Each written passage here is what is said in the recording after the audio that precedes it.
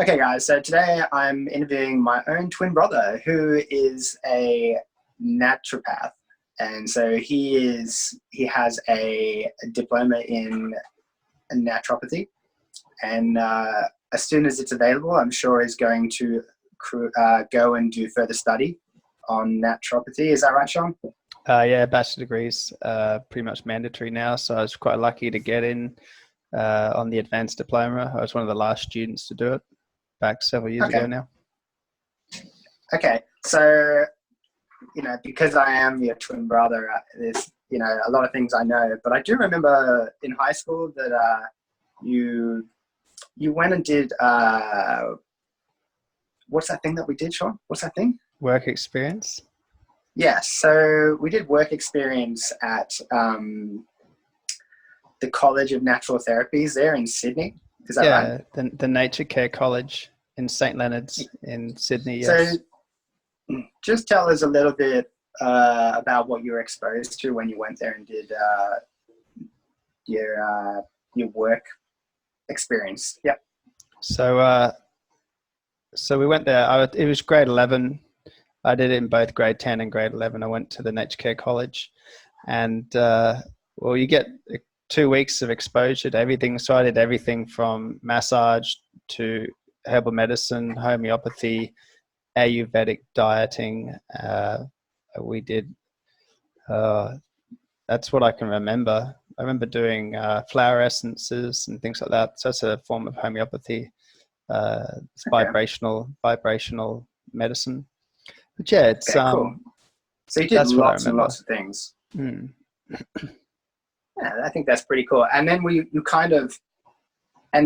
didn't take the alternative lifestyle approach to life at all, did you? Really, from there, we kind of just went back into normal traditional life, really, didn't we? Yeah, so I guess I was only 15, 16 at the time. I didn't really Yeah, that's appreciate true. the opportunity that I was given having gone to the college. But Yeah. I had a child at 22 with my partner, and so I had to go make some money. And so I went Yeah. into construction, and I then went into mining instead. Yeah. So tell us about that moment when you decided to do naturopathy. When was that? So I guess my return started about 2010. I had a mining accident where I nearly lost my life. I Yeah, have I remember. scars, broken arm, broken leg, and I was lucky to walk out of that alive. And I guess sitting in that hospital, I realized I really had to start moving forward with my life, but more importantly, being drugged to the eyeballs and just the effects the drugs were having on me, like morphine and ketamine and then codeine. And yeah, it took me a long time to get away from that sort of stuff. And I realized that, I wrecked my gut function. I was in a pretty bad place because of the high dosage of antibiotics. And these were, broad spectrum antibiotics that I was given because it was a underground mine that I had the accident in. And so, they pumped me full of everything imaginable. Yeah, and so what kind of physical effects did all that kind of the antibiotics, the morphines, the painkillers? So, like, what kind of effects did that have on you, sort of during and after? Because so if I can give an example, so I had shoulder surgery maybe 5 years after your accident, so 2015. And the one thing I noticed is I just became riddled with candida from just the amount of antibiotics that was getting pumped into my body, and So if I can just explain that probably before you go on. poor diet helped a little. Yeah. So Candida is a fungus, not a yeast infection, not a bacteria. So antibiotics won't affect Candida. So when you take a lot of antibiotics, it kills off all the good and bad bacteria in your GI tract system. And what it does, it leaves a lot of real estate in your GI tract available for Candida to just spread like wildfire. And then when you try to reseat that good bacteria, it's very difficult because there's literally no housing left for the good bacteria to take residence in.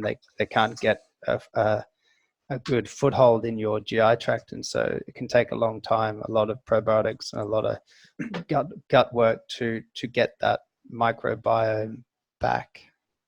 Yeah, and I just kind of felt, so my arm was in a sling. I was at home a lot, and I also felt that I had no education, on how to look after myself while I was going through this.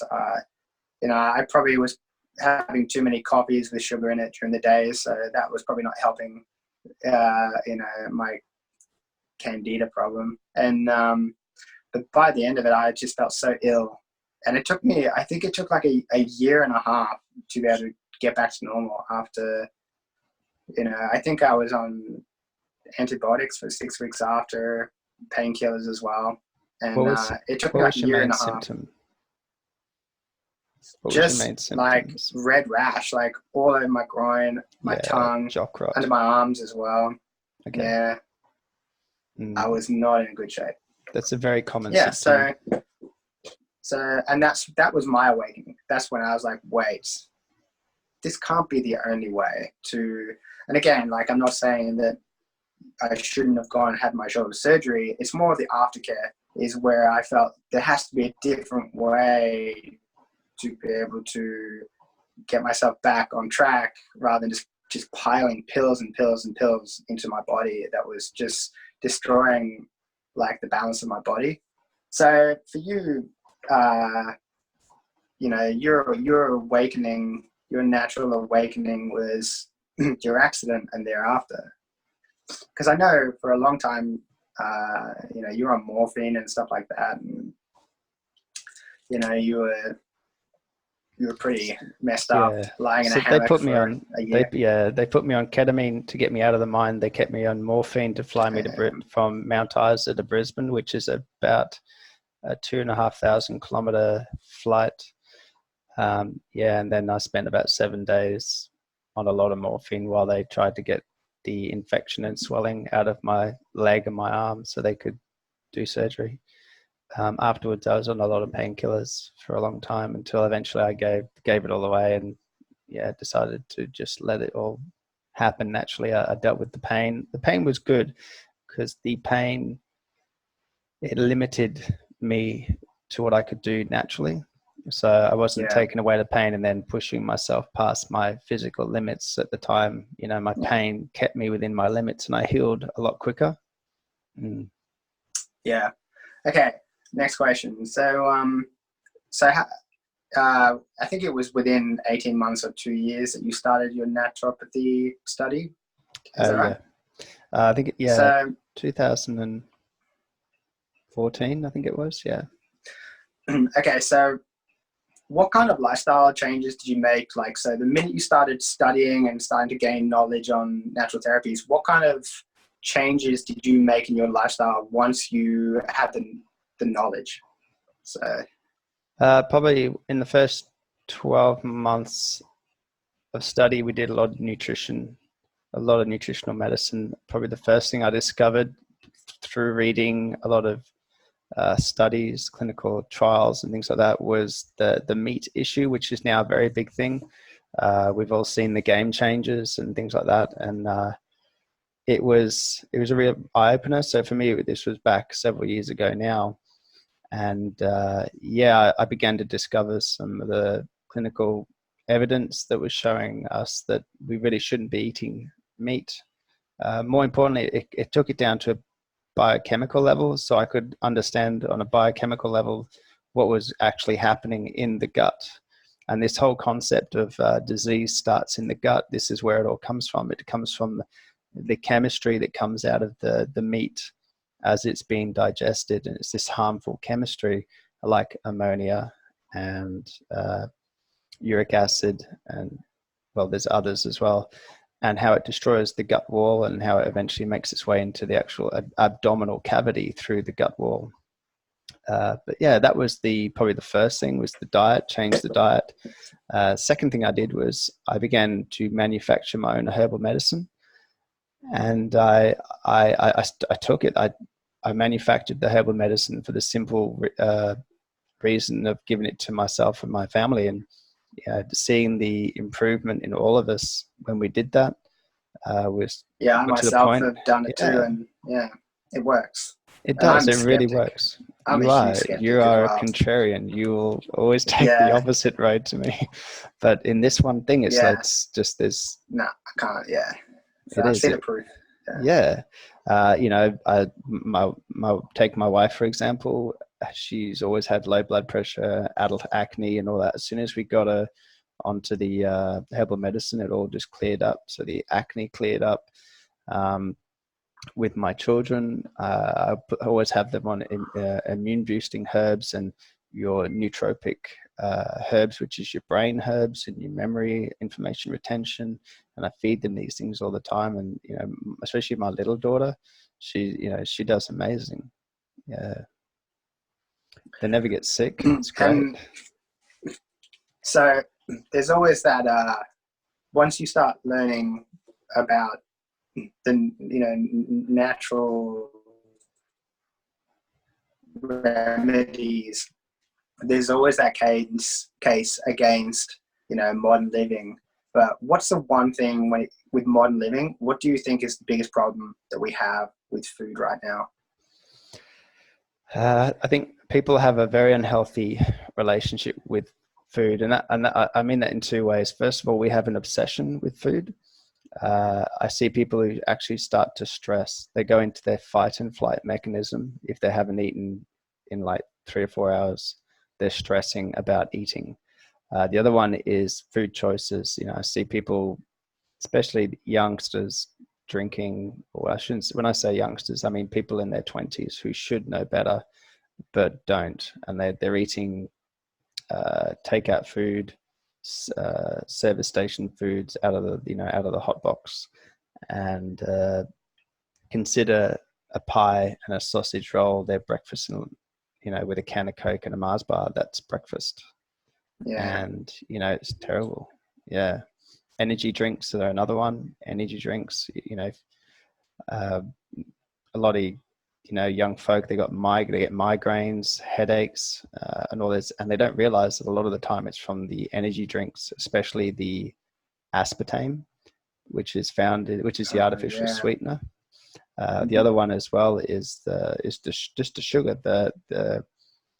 Um, there's this concept called the bliss point, where manufacturers put a certain amount of sugar into their products to make it addictive. It gets to a point where you taste it and you go, yeah, that's good. And then your body starts to crave it because there's just that right amount of sugar, not too much that it's not too much that it's too sweet and you can't, you ever had a coffee where somebody's put too many sugars in it and you drink it and you're like, oh, that's too sweet.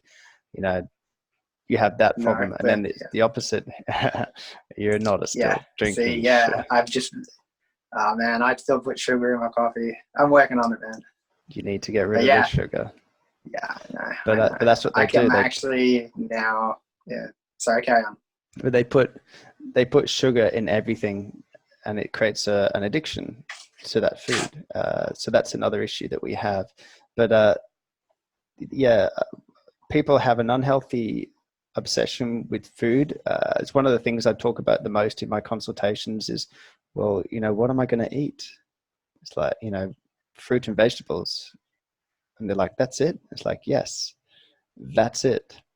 You can do some pretty creative stuff with just fruit and vegetables. And a lot of people, they find it difficult to get off the meat and the dairy and the eggs and things like that. But once they do, the response is always the same, and that is, I feel Yeah, so much better. I know we probably shouldn't be talking about this, but things like their bowel motions. So this is what a normal bowel motion feels like. I had one lady message me and say, I went to the toilet twice today.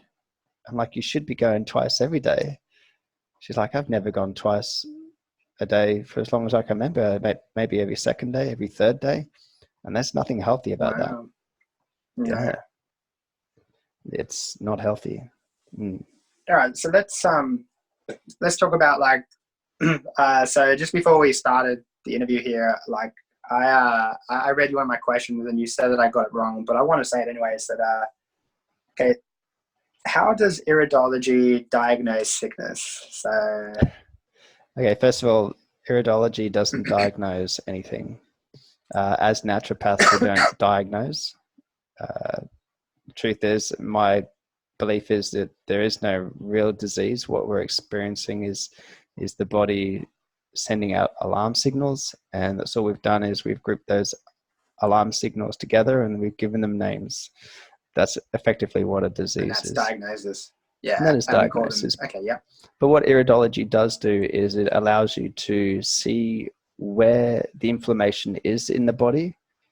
It shows you where it's coming from. Before we go on anymore, just tell everybody what inflammation is. Inflammation. So inflammation is it's an immune response that consists of white blood cells, immune factors, and other like enzymes and other chemicals, I guess. So one of the main things that an inflammatory response does is it allows your capillaries to dilate, which allows everything from white blood cells to get out of the blood system and into the surrounding tissue and the body cavities. Helps to. So it's kind of like a healing mechanism. It's designed to be a healing mechanism. It's actually it's a response to trauma. Inflammation, the inflammation cascade is supposed to be a response to trauma, which should give you a bit of a clue as to if you are full of inflammation as to what's going on. Your body is traumatized.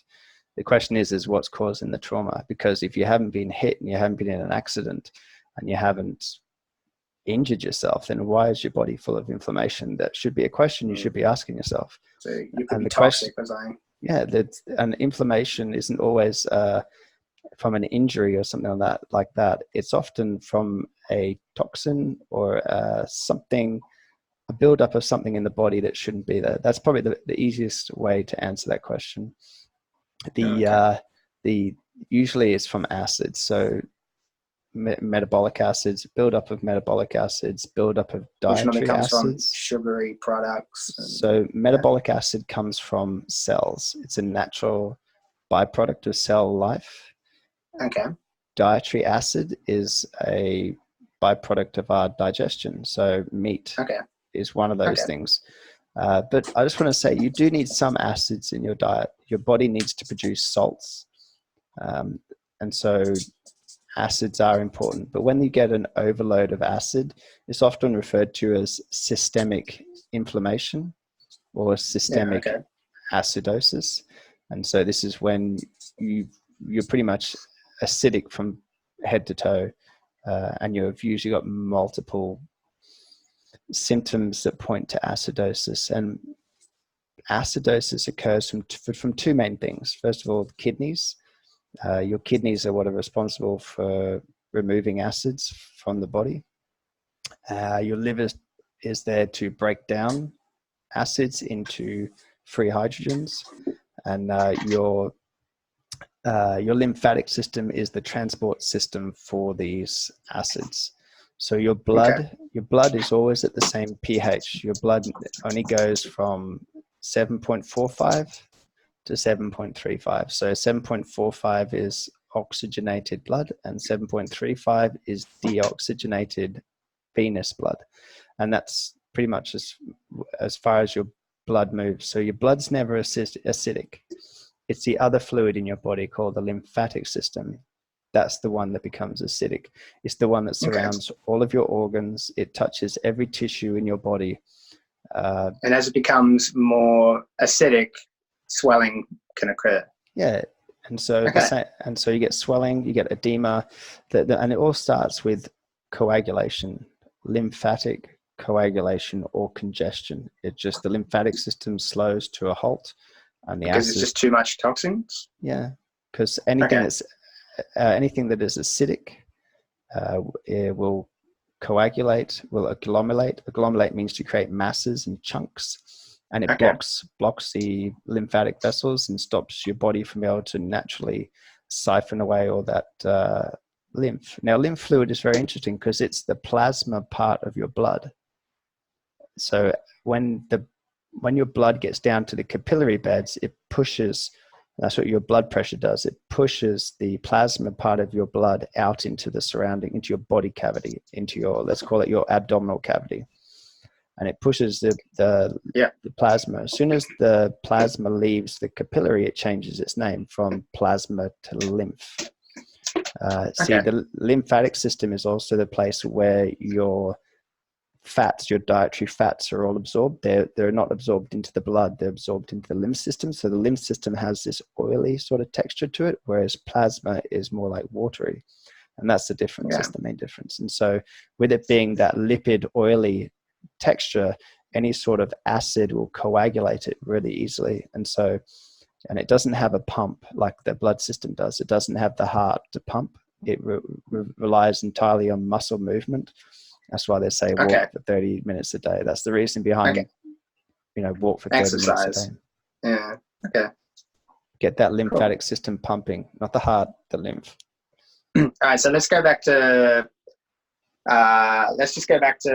iridology. So let's just talk about what it is. Tell me what iridology is. So iridology is the study of the iris, which is the colored part of the eye, and the sclera, the white. So you got iridology and sclerology. They basically go hand in hand.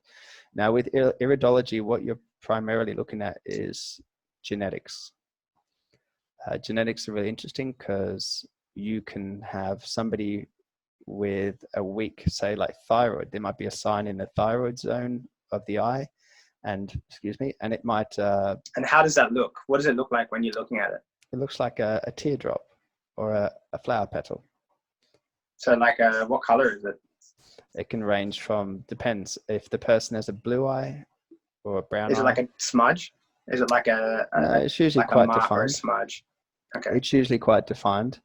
But what it does is it shows it's like a teardrop or a flower petal, and it can range from almost the same color as your eye, a lighter color than your eye. If it can get quite white as well, that usually means hot, a lot of inflammation.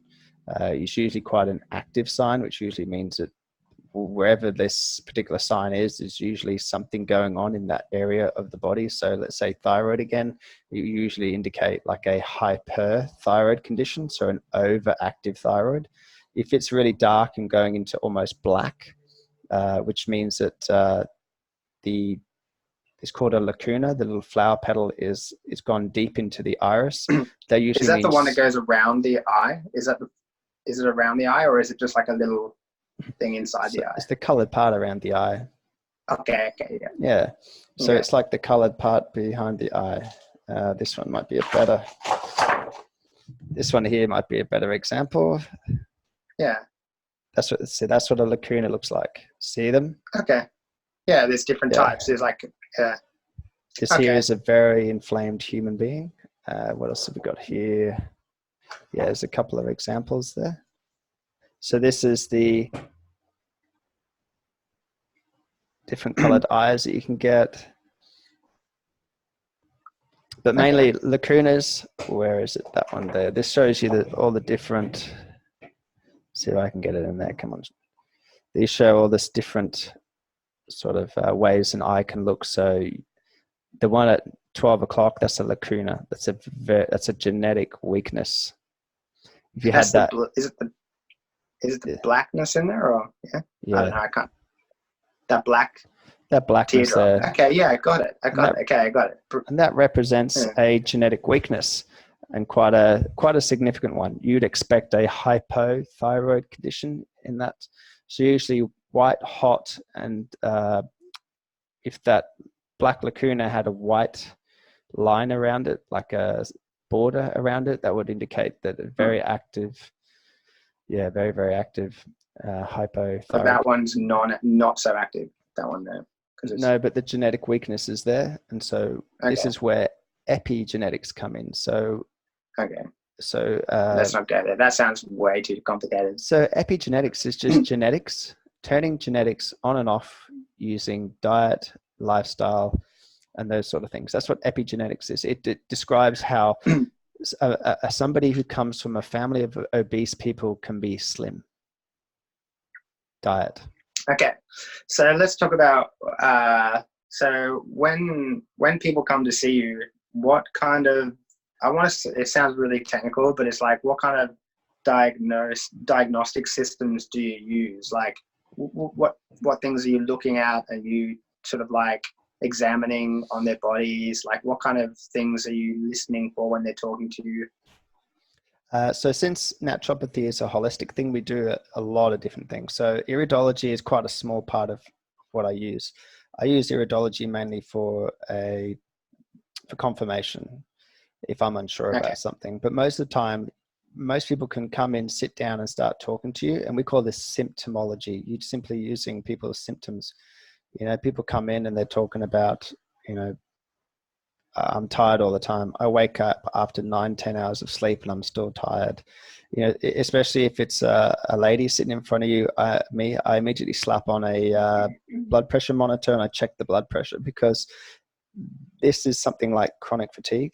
And so you're looking for a low blood pressure reading. And if over the period of, say, like an hour to an hour and a half, depending on how long the consultation goes, I might take the blood pressure 2 or 3 times. And if it's consistently low, yeah, the lady needs licorice root. She needs adrenal restorative herbs to help bring that back up. And that's what that problem is. It's not getting nutrition and oxygenation out into the body tissues, and you get this constant feeling of just exhaustion all the time. And that's exhaustion on a cellular level. It's what we refer to as chronic fatigue.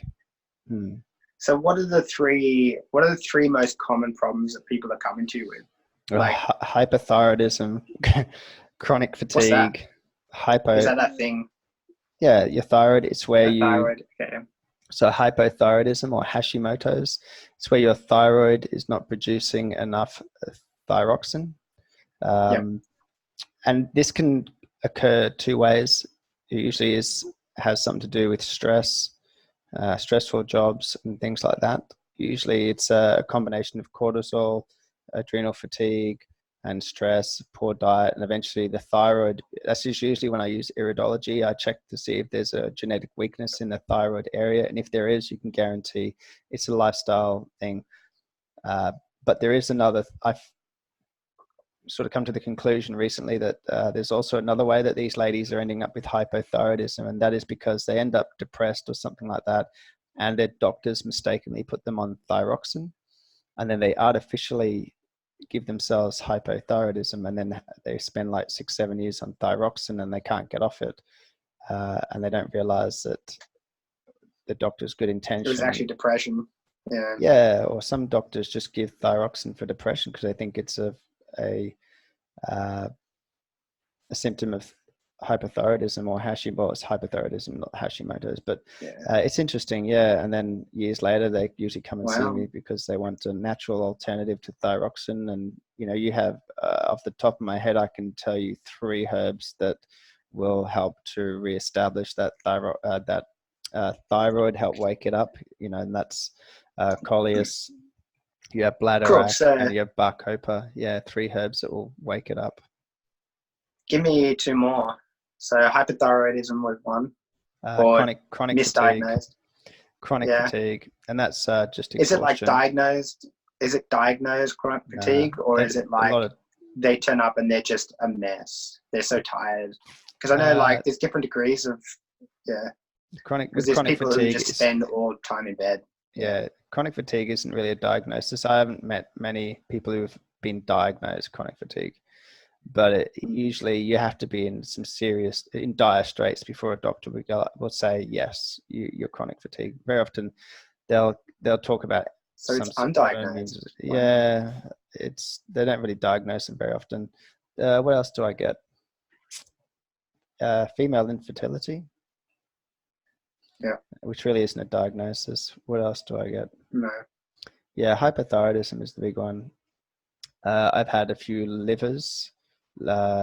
Cirrhosis of the liver, 2 cirrhosis of the livers that I can remember recently in the last probably 3 months, but they're quite simple to turn around with milk thistle and a bit of globe artichoke. Not hard to do. The body just naturally starts to reverse it. So 1, 2, 3. have you Yeah. got another one? Okay. Off the top of my head, cancer. I shouldn't say it, but cancer, Yeah, breast cancer. Yeah, lots of yeah. breast cancer. Get away from the deodorants, ladies. No deodorant, no The antiperspirants. magnesium No, just antiperspirants or something. you're Don't. suppressing the natural flow of lymph from the breast tissue to From the under body. to where the under the arm is where the lymph node is.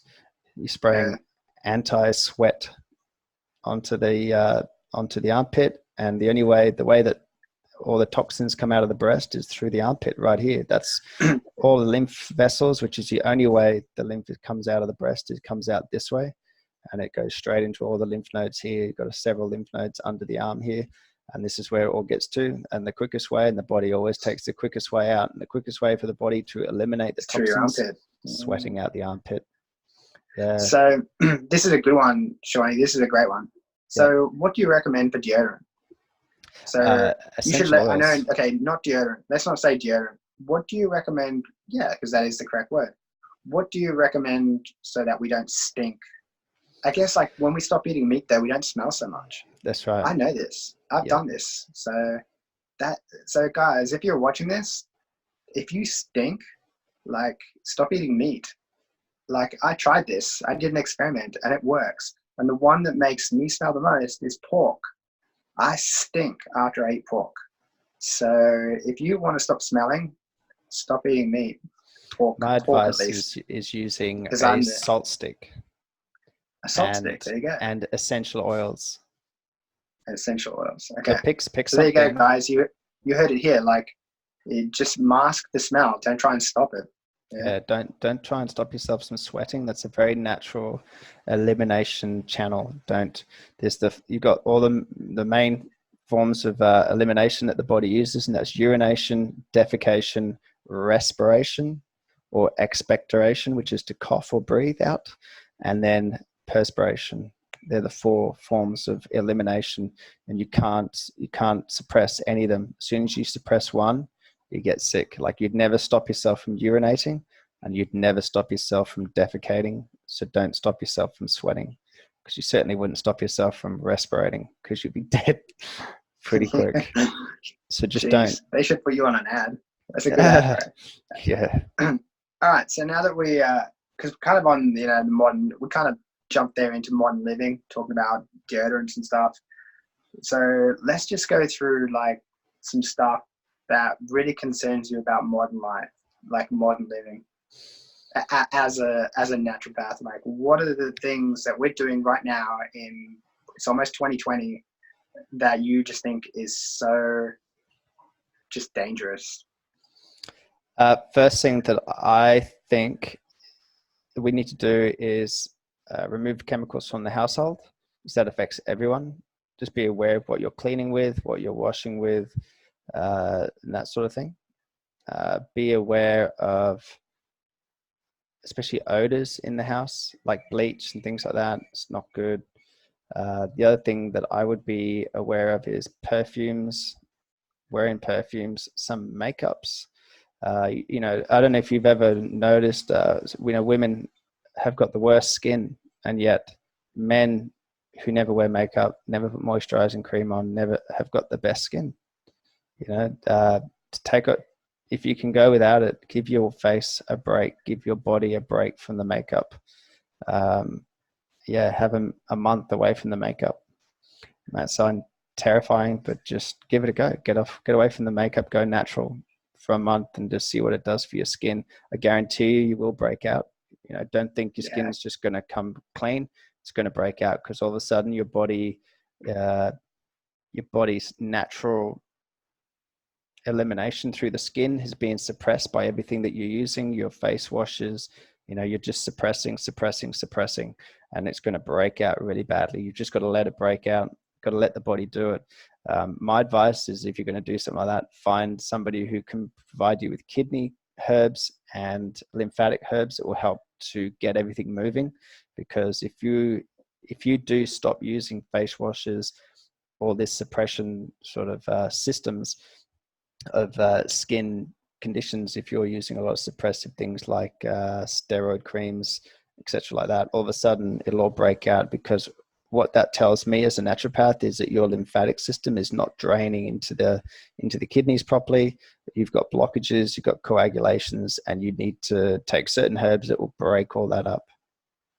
Cool. And that'll help. Okay. Another one. Any other modern living things that you just? I'm surprised you haven't gone for food. Well, I'm getting there. I was going to get to exercise first. So exercise, do some sort of exercise. Don't just sit all the time. The human body was not designed to sit. Our lymphatic system shows that we are designed to move. And then food. Yeah. It's actually interesting, Shawnee, that they believe like the last 90 years or less, it could be 50 years, that most people, no, it's 100 years. Most people work from the sunrise till sunset.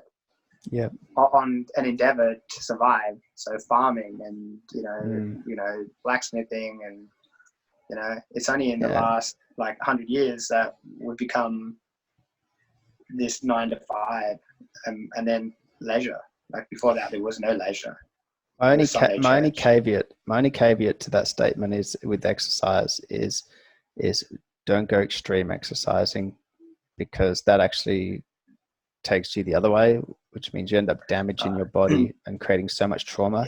And then you initiate that inflammation cascade going the other way. So this time it's not. I was in the army for 6 years, man. Yeah, I understand. I still have back problems, man. Still have back problems.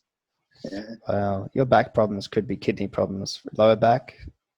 Yeah, I've got crushed disc, man. So actual injuries, from trauma. Because your kidneys from the because your kidneys from the dehydration would have taken a hit. Yeah, massive probably. Dehydration. But this is heavy injury. What is it when you? What am I thinking of? The word? Trauma. It's traumatic injury. Yeah. A couple of them, but I wish, if I could change anything, I wish I could go back and never been a part of the infantry. I wish I'd taken on a much gentler role within the army. So I could have been fit. I could have been a good shot, because most of the people who are getting all the trophies and awards for shooting are non-combat roles, because they have the time to train. They're not running around in the jungle or in the forest, So yes, sometimes I wish I had made a better choice, but yeah.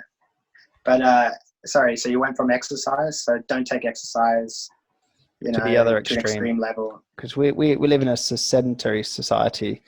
So don't take it to the other extreme where things like CrossFit and bodybuilding, we all look really good when we're doing it, but trust me, these people are not healthy. The amount of food and calorie intake these people have to do in order to look like that is not healthy. Our bodies are not designed for excess. We thrive during famine more so than we do during excess. And everything you see in our society today in terms of disease, it's disease is conditions of excess. And we know and that's pretty deep. Yeah. And we know that people who don't eat or only eat one meal a day are in prime condition, more so than people who are eating 5-6 meals a day. Do you know who you get on really well with is Joe Rogan? Do you know Joe Rogan? The podcaster slash everything MMA. Yeah. Fighter. I don't think he and I would agree on the meat. He's a meat eater. But he's a hunter and a meat eater. But you can't get along with him. But he fasts. He absolutely. What's that word? He periodically fasts. Intermittently fasts. Intermittent fasting. Yeah. So he doesn't eat for most of the day, and then in the afternoon he eats. So it's kind of cool. Yeah, and it's not that hard to do. I think the problem with a problem that a lot of people have is boredom. Even though their mind is occupied, their body isn't. Well, I wouldn't say TV really occupies the mind, but they sit there and they have to be doing something while they're watching TV, because it's not really that stimulating to the human. I suggest gaming, because But then a lot of gamers But tend to be quite overweight. but the problem with gaming now, man, is that like it's set to addiction level. Like, you know, the design, layout, and everything has come straight out from psychologists working for casinos and stuff like that. And, you know, even though maybe like modern gamers now don't realize that they're doing it, but they're using the same, you know, microtransactions and, you know, free crate collections, and it's all addiction. Yeah. You know, it creates an addictive routine, and that's why people, you know, play these games. It's addiction. So, and there's nothing else interesting going on in society. So, yeah, because people want instant gratification, and it's the same with food. Food is the same. People want that hit. They don't want to feel like shit for like 2 weeks and then be a superhuman being.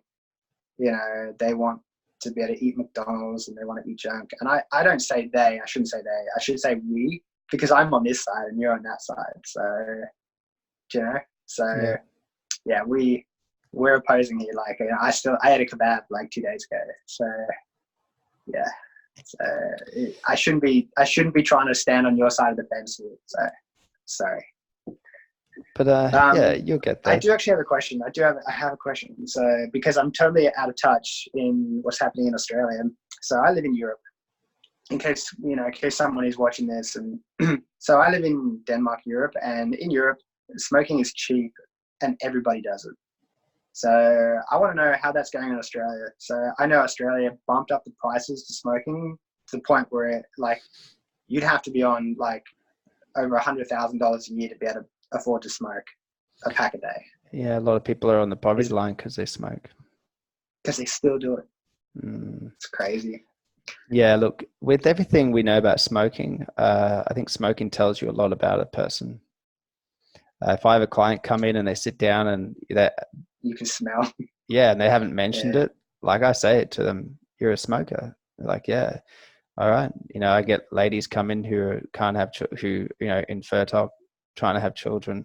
And I say to them, maybe you should give up the smoking. And it's interesting. The response is really interesting because you get comments like, I have a friend who did that. And yeah, she got pregnant. And I'm like, you're coming to see me so we can discuss that. So we can okay. Yeah. Wow.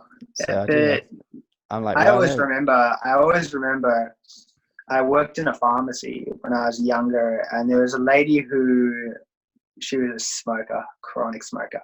And her excuses for smoking were just wonderful. They were just brilliant. And I remember when she quit one day and she came back in and she smoked. I'm like, I thought you quit. She's like, no, I'm not regular. I don't poo regularly if I don't smoke. And I just remember going, are you fucking interesting. kidding me? That's the nicotine, because caffeine has the same effect. Well, that's what I said to her. I said, do you need a coffee and a cigarette to be able to poo? Like I remember being young and dumb, and the alarm bells and red flags in my head, like I couldn't hear her after that. It was so loud that she said that to me. And this is why I think like there needs to be more people like you in the world to educate people when they say that, so that people can tag or share, you know, an informative video like you know, naturopathic content, to be able to hand that to this person and go, hey, like, you're an idiot. Watch this video and you realize what you're doing to yourself. Well, we're in the process of doing that for meat at the moment. So there's been a lot of advertising, very similar to cigarettes, when the World Health Organization classified tobacco as a human carcinogen. So a carcinogen being something that causes cancer in humans. Well, they've done the same thing for meat. So meat is now considered a class 1 and a class 2 carcinogen. And right there next to cigarettes and plutonium and a few other things, cyanide. But there was a lot of advertising that came out during then. But it's taken, what we're up to now, like 40 years now for people, saying, you know, it's unhealthy. You know, look at the signs on a cigarette breaks. You know, it's all there showing people, but people still smoke. And look, meat will be the same. You know, there'll be a large majority of people who will see the health benefits, will understand, yes, I need to get away from the meat. Like the same with the cigarettes. Obviously there's not going to be the stigma around meat as there was around the cigarettes, but because you can still eat like a steak in a restaurant and not upset people. See, this is another thing, man. You have to, like, here in Europe, you can smoke a cigarette at an outside restaurant. Like, if you're at an outside restaurant, you can light up a cigarette once you finish your food. Yeah, right. But the problem is especially places like, say, if you're in Copenhagen and you're in Newhound, which is like, when you see a picture of Copenhagen and you see like the orange and red buildings with the boats, like, so that's Newhound, and it's full of restaurants, and people can be sitting here, like the dining is so tight and squished, like you are sitting on top of each other. You're sitting within, there's 6 people within a very small area, and like, it's like 3 groups of strangers. They're sitting at different tables, but they're so close. And if one person strikes up a cigarette, everybody is affected. Yeah. The thing is, it's so common here that most people don't say a thing. But as an Australian, like I'm ready to make them eat it, So it's interesting, the difference in opinions. Yeah. In Australia, we very much have like, smoking is a bad thing. Do not do that. It's offensive. Like, you may as well, hang a dump on the pavement next to me. That's how offensive it is that you're smoking. Yeah. But here in Denmark, everyone's just like, cigarette butts, man, everywhere. But anyway, true. Yeah. So that's what this is one thing being on the other side of the fence here, and the one thing that I find about modern living is definitely cigarettes. So I just want to finish answering your question, man. So the last thing was diet. There's one last thing I want to add to the diet part, and that is, choose food products, not food like products. So don't go for manufactured foods. So tinned foods. Don't go for sliced ham. Yeah, well, that comes in under the meat. I think we've beaten on meat. Believe it or not, pasta. Pasta, you can't pick it off a bush, a tree, or pull it out of the ground. It's not food. It's not real food. Noodles are the same. Anything like that, just stay away from it while you're getting yourself onto. But isn't it like corn and water, and isn't pasta just like bread, pastry? Yeah, pasta it's very similar. Pastry. I would prefer somebody goes for like rice, because rice is actually a food. You can pick rice off a bush. So that's sort of what I'd prefer people to go for. I mean, you can still go and eat it occasionally, but if it's a staple part of your diet, if it's something you're consistently doing, you need to change. Pasta, don't do it. The body doesn't really recognize it as a food, not like a vegetable or a fruit. Like I said, rice and things like corn, and all those sort of beans, legumes, nuts and seeds, the body recognizes them because they're in their natural form. They haven't been processed or milled or anything like that, so it recognizes it. I would advise people to stick to that sort of kind of food consistently, and then enjoy the odd bit of other things like pasta, etc. Other times, or less frequently, because it comes down to consistency. It's what you do consistently that matters. What you do once a fortnight or once a month is not important, but what you're doing consistently, that's what matters. I got one last question. Okay. One last question, man, and I'll let you go because I know you're like 8 hours in front and it's probably getting late because the sun just decided to come up into our winter days, so I know it's definitely late in the day.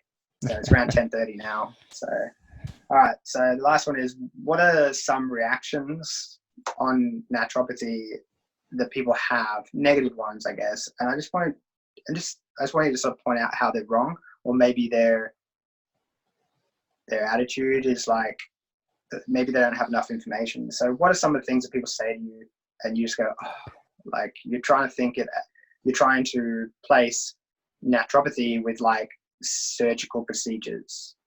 Do you know what I mean? Yeah. So first of all, I think the biggest misconception is that it doesn't work. And I think a lot of people, they hump naturopathy into the same category as homeopathy, or they get them mixed up, or they think they're the same thing.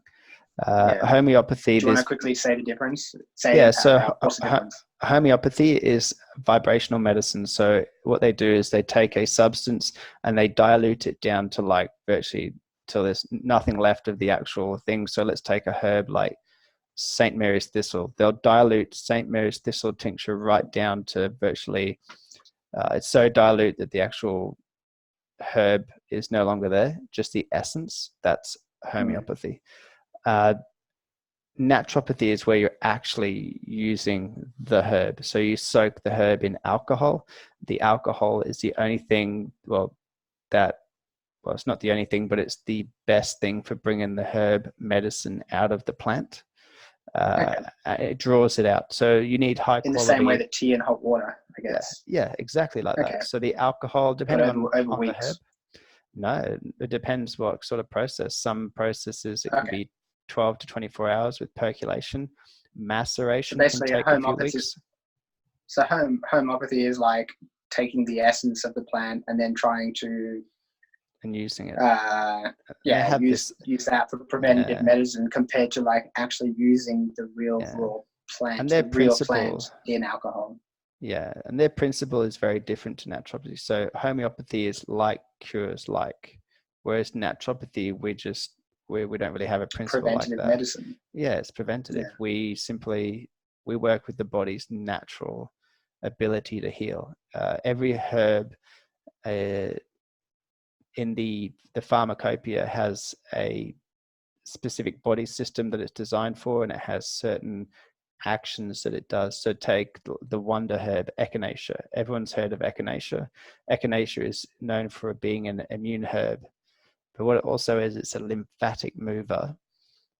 It's also, the list is huge what it can do. I primarily use it as a lymphatic herb. Now, interestingly enough, your immune system, it resides primarily in your lymphatic system, and that is because your lymphatic system surrounds every tissue and every cell of your body. That's why I say the immune system is in the lymphatic system.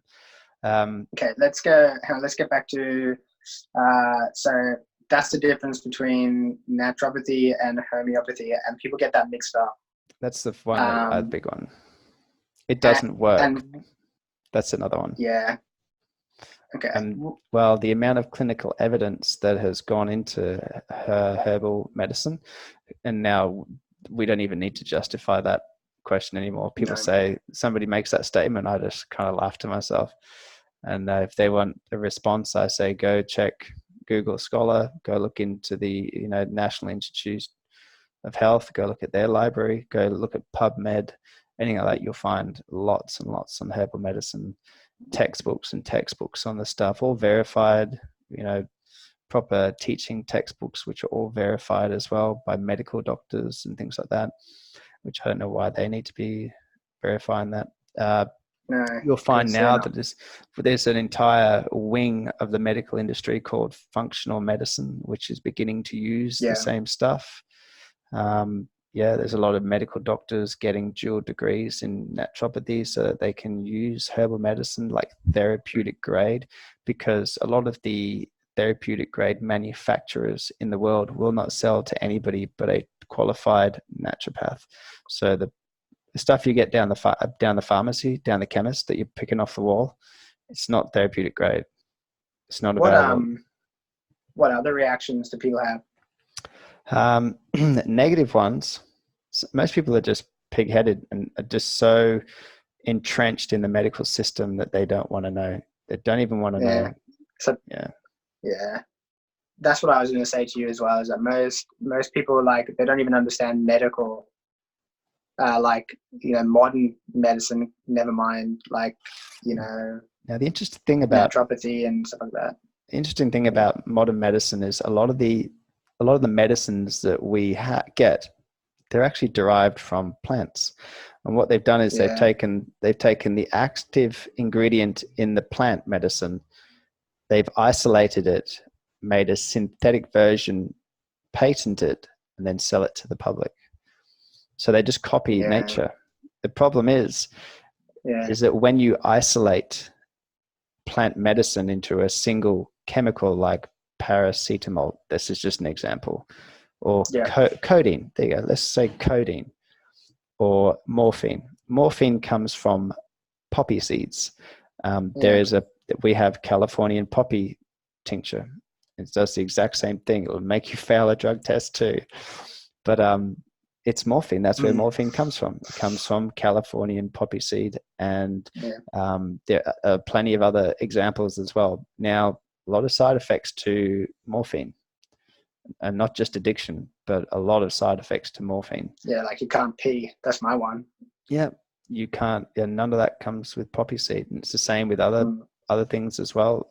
A lot of the side effects that you get from pharmaceutical medicine is because they isolated the main active constituent ingredient. Yeah, and when you do that, the reason you don't get that in a plant is because in a plant the plant isn't an isolated chemical. It's like a complex of all different enzymes, chemicals, biochemicals, cofactors, all these other things, and you get like nutrition in them as well, and that seems to somehow negate the negative effects that what's happening to the chemical on its own. Does that make sense? Yeah. Okay, so what's the one? Okay, last question. What's the one bit of advice you would give to someone who's not who's ready to make a change, who really is wanting to disconnect from that modern lifestyle, eating dietary wise, maybe they got some small health problems, like, what's that thing when you get redness around your nose? Like rosacea. Yeah, let's say rosacea is more of it's not like a dietary problem, is it? Really, is it? That's just, okay, there you go. So so maybe from too much drinking, they got bad skin, maybe a bit overweight, they got that lifestyle weight, and they're ready to make a change. What's your advice? What's the first thing they should do? The first and most important thing that I recommend is getting support. Close second is remove everyone from your life who is causing you or who is enabling this poor lifestyle in you. You need to get new friends, new social circles. You need to find people who are doing what you want to do and hang with them. That's what you need to do. If you're in a situation where you're going to be ridiculed for what you're doing, or it's going to cause friction, just do it quietly. Don't make a fuss out of it. Don't make a big proclamation about how you're changing. Just change. And that comes to the third one. Don't talk about it. Just do it. Yeah. Cool. Talk is Make cheap. the change. Yeah, talk is cheap. Yeah. Awesome. All right, Sean. So thanks very much for giving us your time. Yeah, no worries. So we'll probably catch up again. So guys, if you're watching, expect more content. So we just wanted to get to know Sean for this episode. Next episode, I think we'll sit down and we'll go really in depth about fasting. So what it feels like, how to do it, how to get started. So watch out for that. Look out for a post, and I'll give you a date of when that will appear on social media. All right, guys. Thanks for your time.